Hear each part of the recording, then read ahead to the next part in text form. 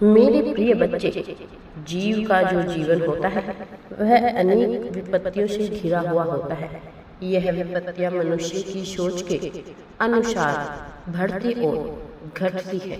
वास्तव में यह यथावत ही रहती है, किंतु मनुष्य अपनी सोच के अनुसार इसके प्रभाव को या तो बहुत बढ़ा लेता है अथवा बहुत कमजोर कर लेता है। मैं जानता हूँ तुम्हारे साथ जो परिस्थिति गुजर रही वह एक हद तक पूरी तरह से विपरीत ही लग रही है। ऐसा लग रहा है जैसे यह जीवन एक के बाद एक चुनौतियों से भरा हुआ है। एक समस्या समाप्त नहीं होती कि दूसरी तुम्हारी ओर प्रारंभ हो जाती है। मेरे प्रिय बच्चे, धन की वजह से जब चीजें अटकती है, कार्य रुकते हैं, तो जीवन शैली में बाधा उत्पन्न होती है। तब मनुष्य का चिड़चिड़ापन होना स्वाभाविक होता है।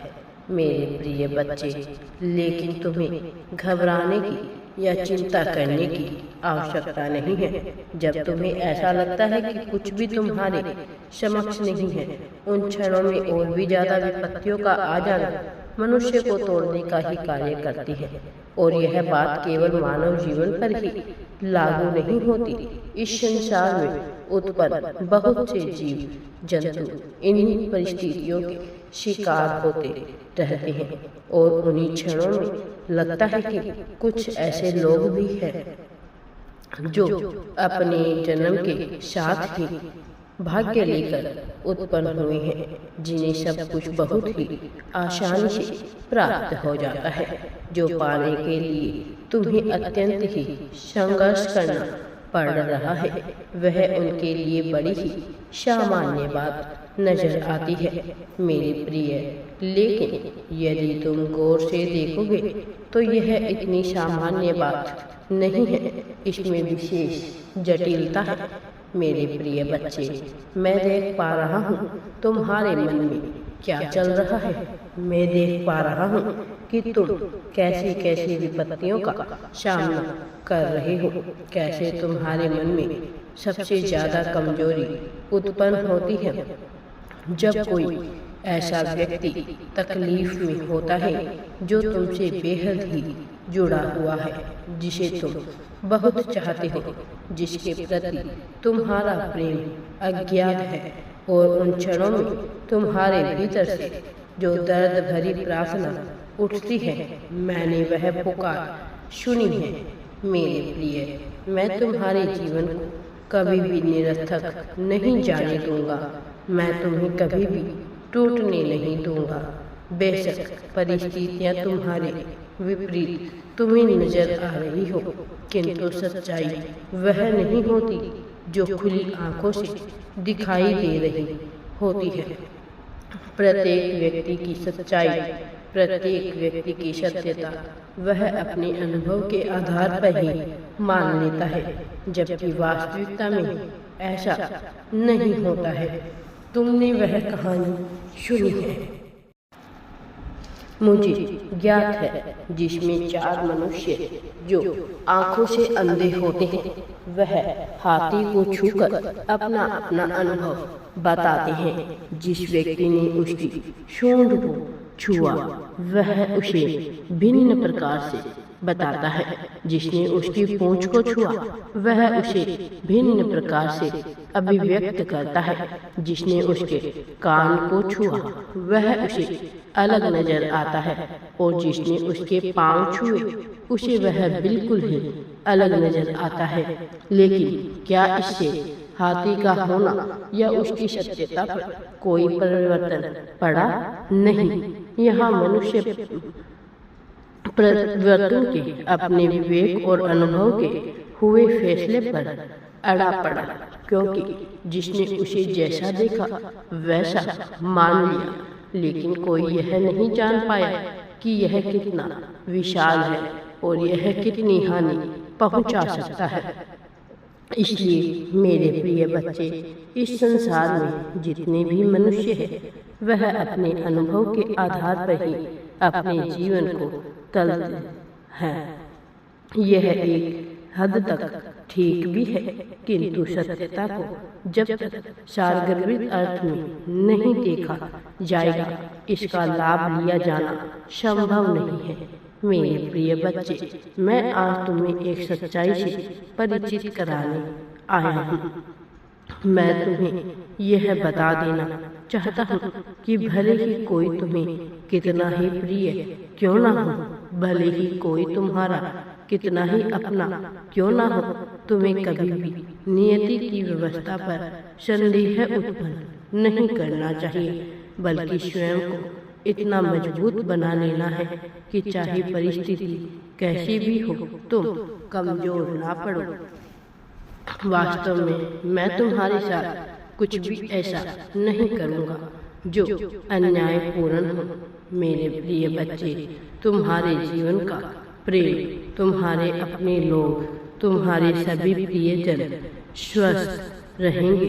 तुम्हें चिंता करने की आवश्यकता नहीं है। यदि आवश्यकता है तो केवल अनिवार्यता को समझने की और अपनी जीवन शैली में थोड़ा परिवर्तन करने की। यह परिवर्तन न केवल तुम्हें अपने जीवन शैली में करना है, बल्कि उन सभी लोगों की जीवन शैली में करना है जिन्हें तुम प्रेम करते हो। इसकी शुरुआत तुम्हें खुद से ही करनी होगी।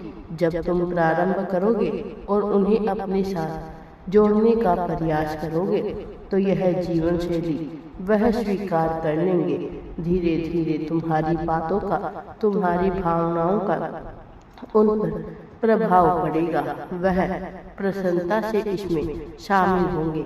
यह तुम्हारे लिए अविस्मरणीय पल होगा जिसकी तुम कल्पना भी नहीं कर सकते थे। मेरे प्रिय बच्चे, मैं जानता हूँ तुम्हारे मन में कितना प्रेम बसा है। मैं जानता हूँ तुम उन्हें खोने से कितना डरते हो। मैं जानता हूँ तुम अपने आप को खोने से कितना भयभीत होते हो। मैं जानता हूँ तुम स्वयं तक पहुँचने के लिए कितने व्याकुल हो। मुझे ज्ञात है तुम्हारे भीतर चल रही एक एक घटना। मुझे ज्ञात है तुम्हारे दिल की प्रत्येक धड़कन जो बदल रही है नित्य, प्रतिदिन, प्रतिपल, अपने समय के अनुरूप। मेरे प्रिय बच्चे, लाभ का अवसर तुम्हारे लिए अवश्य ही आएगा। तुम्हें खुश होना ही होगा।